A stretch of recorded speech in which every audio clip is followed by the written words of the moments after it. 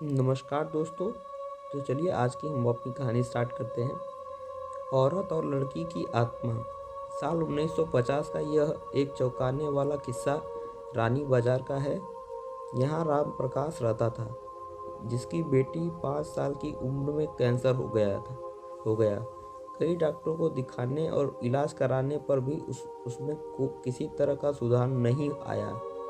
होते होते एक रात कैंसर ने उसकी जान ले ली। उसी बच्ची की जान रात को करीब 1 बजे गई थी।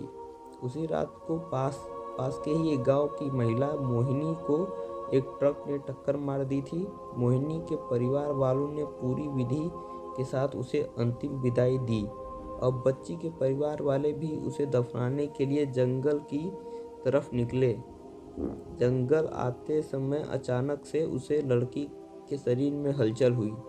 सभी हैरान हो गए कि मृत का शरीर कैसे हिल रहा है। थोड़ी ही देर में लड़की जिंदा हो गई और उसके परिवार वाले खुशी खुशी उसे अपने साथ घर ले आए। किसी को इस बात की भनक भी नहीं थी कि उस लड़की के अंदर उसकी ट्रक से टकराने वाली मोहिनी की आत्मा घुस गई थी।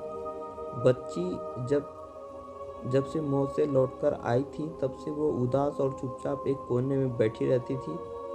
एक दिन उसकी माँ ने उसे खुद अपने हाथों से खाना खिलाया और मामा के घर ले जाने की बात कही। खाना खिलाकर उसे अच्छे से तैयार करके वो उसे अपने मायके ले गई। रास्ते में वो बच्ची जैसे ही उस ट्रक के हादसे वाली जगह पहुंची तो उसने अपनी माँ को कहा कि मेरा गांव इधर है। माँ ने उसकी बात पर बिल्कुल गौर नहीं किया और उस बात को हंसी में टाल दिया। कुछ ही देर में वो अपनी बेटी के मामा यानी अपने भाई के घर पहुंच गई। 1-2 दिन बाद मामा जी के घर के आसपास ही बच्ची के अंदर घुसी मोहिनी को अपनी पड़ोसन सिमरन दिखी।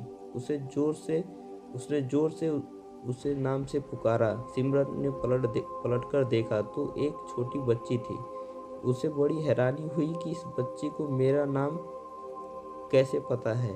तभी मोहिनी ने अपने साथ बीती सारी बातें उसे बता दी। उसने कहा कि मेरे परिवार वालों ने मेरी मौत से पहले ही मुझे जला दिया था, इसलिए मेरी आत्मा भटक रही है। उसी दिन इस लड़की की भी मौत हो गई थी, तो मैं इससे शरीर में घुस गई। सिमरन ने ये बात अपने गांव जाकर सबको बता दिया। पूरे गांव वाले और उसके रिश्तेदार मोहिनी से मिलने के लिए उसी बच्ची के मामा के घर के पास पहुंच गए। उस लड़की के अंदर रह रही मोहिनी की आत्मा ने सबको एक एक करके पहचान लिया। कुछ देर बातें करने के बाद वह अपने परिवार वालों के साथ अपने घर चली गई।